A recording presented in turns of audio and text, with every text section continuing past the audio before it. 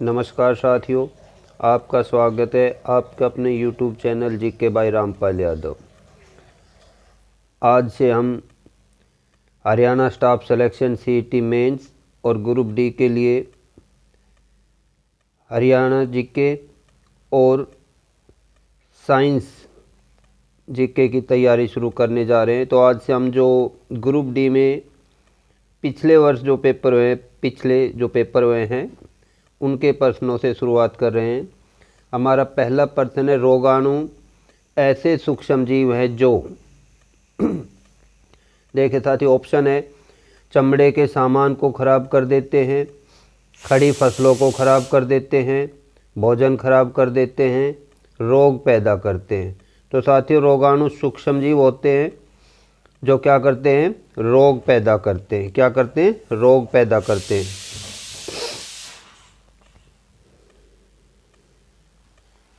दूसरा प्रश्न है, दर्पण अपने ऊपर पड़ने वाले प्रकाश की दिशा को परिवर्तित कर देता है। दर्पण द्वारा प्रकाश की दिशा में यह परिवर्तन क्या कहलाता है। साथियों, दर्पण क्या करता है, अपने दर्पण पे जो प्रकाश गिरता है वो क्या करता है, उसको परावर्तित कर देता है, उसकी दिशा को बदल देता है। ठीक है, उसी दिशा में वापस भेज देता है, तो जिसको हम क्या कहते हैं, प्रकाश का परावर्तन। तो इसका सही आंसर होगा ऑप्शन बी, प्रकाश का परावर्तन। तीसरा प्रश्न हमारा, मनुष्य की सामान्य आँख की न्यूनतम स्पष्टतम दूरी क्या है। तो साथियों देखिए, जो सामान्य आँखें होती है वो कम से कम 25 सेंटीमीटर और अधिकतम कितना, अनंत तक स्पष्ट देख सकती है।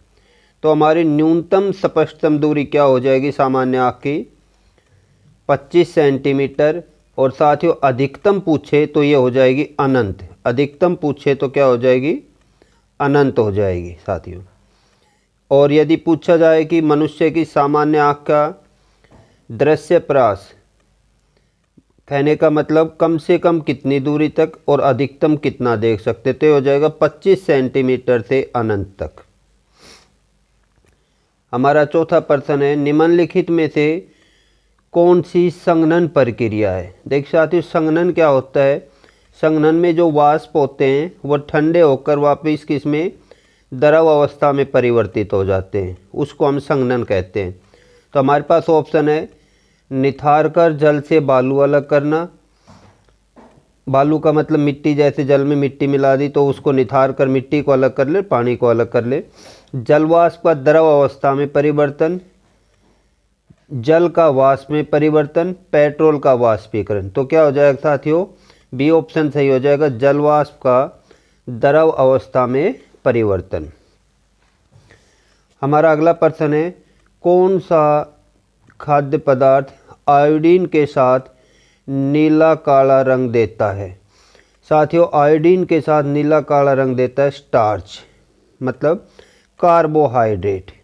जो कार्बोहाइड्रेट है, यदि उसका परीक्षण करना है तो हम आयोडीन की बूंदें डालेंगे, तो उसका रंग जो है आयोडीन के साथ नीला काला हो जाए तो उसमें कार्बोहाइड्रेट है। यदि नीला काला नहीं होता तो उसमें कार्बोहाइड्रेट नहीं है।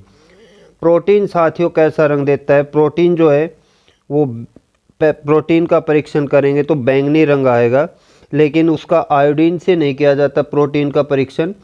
जो प्रोटीन है, जो भी खाद्य पदार्थ है, उसके अंदर हम 2 बूंद तो किसकी डालेंगे, कॉपर सल्फेट की 2 बूंद डाल देंगे, 2 बूंद कॉपर सल्फेट की, और उसके अंदर 10 बूंदें डालेंगे हम किसकी, सोडियम हाइड्रोक्साइड विलयन की।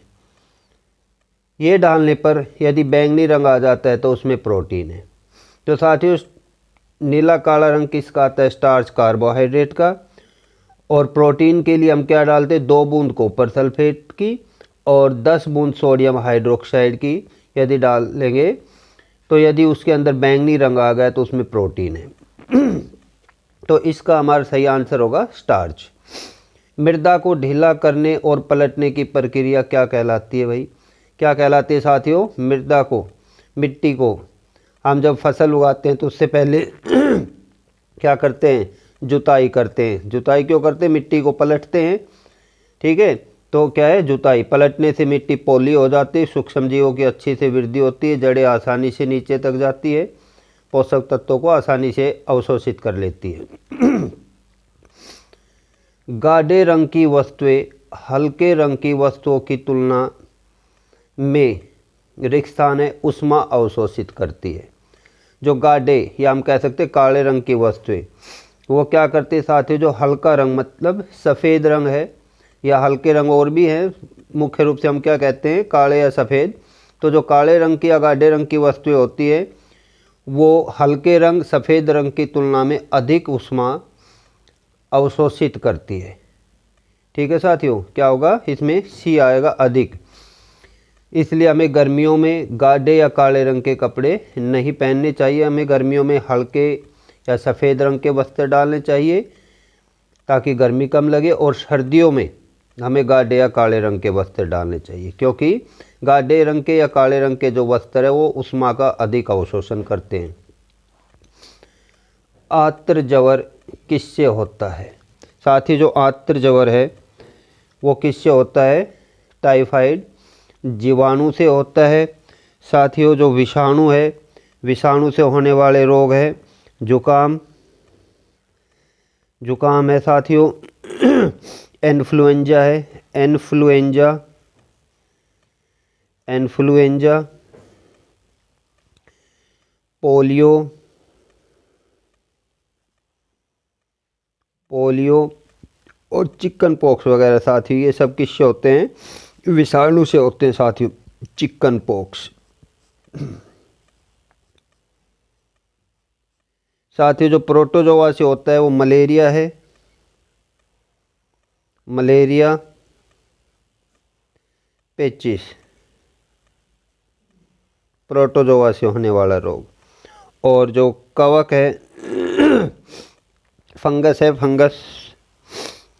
तो इसमें साथियों और जीवाणु वाले और भी हैं साथियों। जीवाणु से क्या क्या होते हैं? टाइफाइड है जो हो ही गया है, इसके बाद टाइफाइड ये हो गया, हैजा, टेटनस और ट्यूबरकुलोसिस तपेदिक, ये रोग किससे होते हैं साथियों? जीवाणु से होते हैं। इसके अलावा साथियों जो कवक है इससे जो होता है हमें रिंगवॉर्म, दाद वगैरह जो है वो कवक से हो जाते हैं, खाज खुजली दाद जो होते हैं वो किससे? रिंगवॉर्म से। आज के इस वीडियो में इतना ही साथियों। कल हम जो ग्रुप डी में पिछले जो पेपर हुए हैं उनके और विज्ञान के प्रश्न लेके आएंगे। यदि हमारा वीडियो आपको अच्छा लगा है तो हमारे चैनल को सब्सक्राइब करें और हमारे वीडियो को ज़्यादा से ज़्यादा शेयर करें।